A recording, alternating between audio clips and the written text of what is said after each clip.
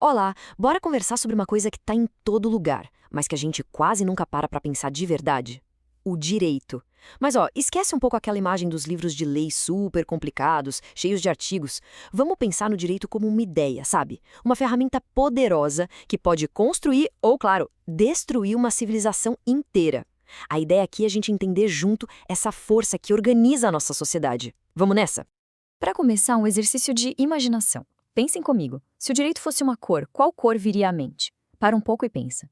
Seria aquele preto, bem formal, da toga de um juiz representando a autoridade? Ou talvez um azul que passa aquela sensação de estabilidade, de ordem? Quem sabe um vermelho bem vivo, né? A cor do sangue, das paixões, dos conflitos, que o direito tenta, de alguma forma, mediar? Ou, quem sabe, um cinza, cheio de tons, de nuances, porque no fim das contas, quase nada é preto no branco, não é mesmo? E aí, a cor que apareceu na imaginação de vocês provavelmente está ligada a uma dessas palavras aqui: ordem, justiça, conflito, esperança. Se veio o azul, por exemplo, talvez a ideia principal seja de ordem. Se foi uma cor mais vibrante, talvez a gente esteja falando de justiça. O vermelho, claro, pode nos levar para o conflito. E quem sabe um verde, hein, trazendo a esperança de renovação. O mais fascinante é perceber como cada pessoa tem uma visão, uma percepção diferente. É justamente essa diversidade que a gente vai investigar hoje. Ok, mas de onde é que surgiu essa ideia de ter regras? Para a gente sacar o direito de hoje, não tem jeito, a gente precisa dar uma olhadinha lá no passado. A história do direito, no fundo, é a nossa própria história como humanidade. É a nossa tentativa milenar de organizar o caos e construir uma civilização. Bora fazer essa viagem no tempo. Olha só que jornada. A gente começa lá atrás, há quase 4.000 anos, com o famoso Código de Hammurabi. A base era aquela, olho por olho, dente por dente. Depois damos um pulo para Roma. E aqui, gente, acontece uma coisa revolucionária. As leis são escritas e expostas para todo mundo ver, em praça pública. Pela primeira vez, qualquer cidadão podia saber quais eram as regras do jogo. Pensa no poder disso. Isso muda tudo. O tempo passa, o direito romano quase se perde, mas é salvo pela compilação de Justiniano. E aí, bum! Revolução Francesa. Chega uma ideia que transforma o mundo. A lei deve ser igual para todos. E mais recentemente, no século XX, vem o constitucionalismo, que bota a Constituição lá no topo como a lei mais importante de todas, a lei suprema que protege nossos direitos fundamentais. A evolução é nítida, né? A lei deixou de ser a vontade de uma pessoa só, um rei, para se tornar, em tese, a vontade do povo. Essa viagem pela história nos joga direto num ponto bem crítico. Um debate que, sinceramente, nunca acaba. A gente viu mais ou menos o que a lei é, como ela evoluiu, mas agora vem a pergunta que aperta de verdade. O que a lei deveria ser? E é aqui que o bicho pega. A pergunta de US$ 1 milhão. A lei é sempre justa? Pensem bem. Só porque uma coisa está na lei, está escrita num papel oficial, isso quer dizer que ela é certa? Que ela é correta? A história, infelizmente, tem uma resposta bem desconfortável pra gente. A resposta é um sonoro e doloroso não. Leis devidamente escritas, votadas e aprovadas já foram usadas para justificar o que hoje a gente considera um absurdo, o injustificável. A escravidão foi legalizada por códigos que definiam pessoas como propriedade. A censura foi imposta por lei. A segregação de pessoas com base na cor da pele foi legal. Isso nos força a uma reflexão muito séria. Quando a lei é injusta, qual é o nosso dever? Essa pergunta nos coloca numa encruzilhada. De um lado do caminho, a gente tem a obediência cega. É o famoso a lei é dura, mas é a lei. Simplesmente aplicar regras, sem questionar, sem pensar nas consequências humanas daquilo. Do outro lado, a gente tem o pensamento crítico. É parar e perguntar: peraí, essa lei está realmente servindo à justiça? Ou ela está criando mais injustiça? E essa, pessoal, é a diferença crucial entre ser um mero técnico legal e ser um verdadeiro agente de transformação.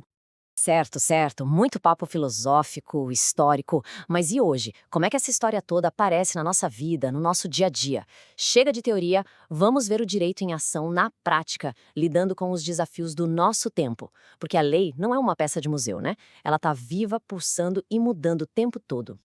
Tensa. Por exemplo, em tecnologia. A gente vive conectado, nossos dados pessoais estão espalhados por aí. Quem protege tudo isso? Pois é, o direito tenta correr atrás. A LGPD, a Lei Geral de Proteção de Dados, foi criada exatamente para isso. E a inteligência artificial, que está evoluindo numa velocidade maluca. O direito está nessa corrida contra o tempo para tentar botar a ordem nesse novo mundo digital, criando regras para crimes como cyberbullying e as temidas deepfakes. E no campo social? Aqui, o direito pode ser uma ferramenta poderosíssima para construir uma sociedade mais igualitária. A Lei Maria da Penha, por exemplo, é um verdadeiro marco, um escudo na proteção de mulheres contra a violência doméstica. As ações afirmativas, as cotas, são uma tentativa do direito de reparar desigualdades que vêm de séculos. O reconhecimento da união entre pessoas do mesmo sexo como família, tudo isso mostra a lei se mexendo, se adaptando para incluir e garantir direitos para todos. E o nosso planeta? O direito também está no centro dessa luta. A gente vê acordos globais, como o Acordo de Paris, onde países se comprometem legalmente a reduzir a poluição. E aqui no Brasil, vimos a justiça sendo acionada para responsabilizar empresas por desastres ambientais gigantescos, como os de Mariana e Brumadinho. É a lei sendo usada para tentar proteger o nosso futuro e até mesmo reconhecendo animais como sujeitos de direitos. Olha que avanço! Perceberam o fio que conecta todos esses exemplos? Tecnologia, justiça social, meio ambiente. O que fica claro é que o direito não é uma coisa neutra. Ele é uma ferramenta. E como qualquer ferramenta, tipo um martelo, pode ser usada para construir uma casa ou para quebrar tudo. Pode ser usado para manter as coisas exatamente como estão ou para transformá-las. Essa frase aqui, para mim, resume a discussão toda. Quem lida com o direito faz essa escolha todos os dias. E aqui vai uma coisa importante. Nesse jogo, ser neutro muitas vezes significa ficar do lado de quem já tem o poder.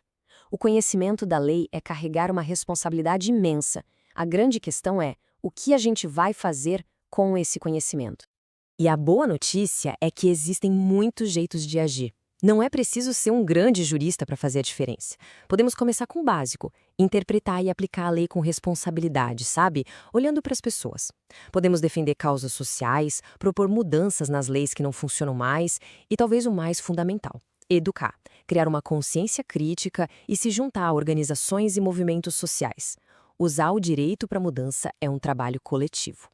E para guiar essa jornada, para ser nossa bússola moral, acho que não tem nada mais forte do que essa frase do jurista Couture. Teu dever é lutar pelo direito, mas se um dia encontrares o direito em conflito com a justiça, luta pela justiça. Uau! Isso é muito poderoso. Quer dizer que, no final do dia, a lei é o meio, é o caminho, mas o nosso destino, nosso objetivo final, tem que ser sempre a justiça. E para fechar nossa conversa, eu queria devolver a reflexão. Depois de tudo isso que a gente viu, qual é o papel do direito na vida de cada um e na sociedade que a gente vive? Ele é uma proteção? É um obstáculo? Uma ferramenta? E mais importante, na sociedade que a gente quer construir, qual papel ele deveria ter? Parar para pensar nisso já é o primeiro passo para a gente deixar de ser só espectador e se tornar, de fato, um construtor de um mundo mais justo. Valeu pela companhia nessa reflexão.